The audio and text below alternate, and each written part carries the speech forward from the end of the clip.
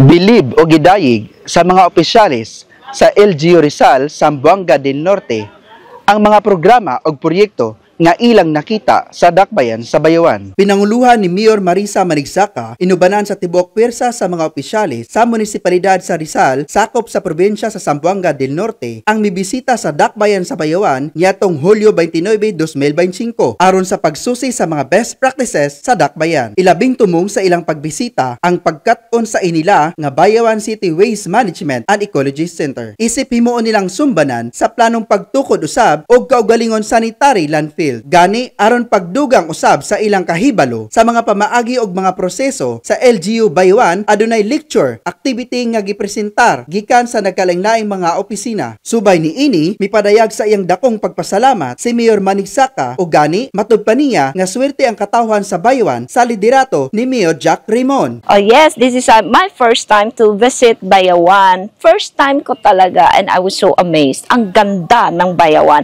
So peaceful, very clean.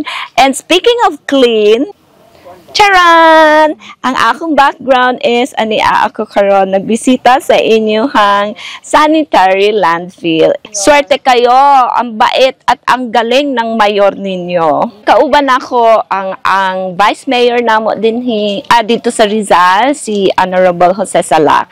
And then ang lahat ng mga SB members and then ang mga department heads dito sa LGU sa Rizal para mag-benchmark.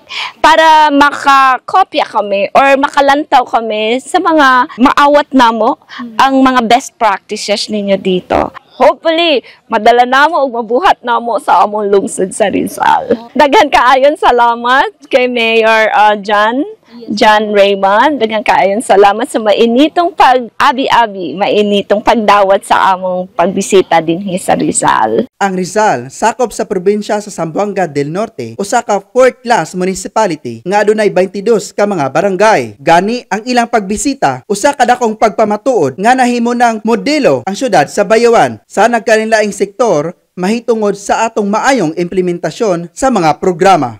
Gikan dinhi sa sanitary landfill Bayawan City, kini si Ismael Blas La Chica, ang inyong news correspondent. Ibayo Bayawan, kita ang Bayawan.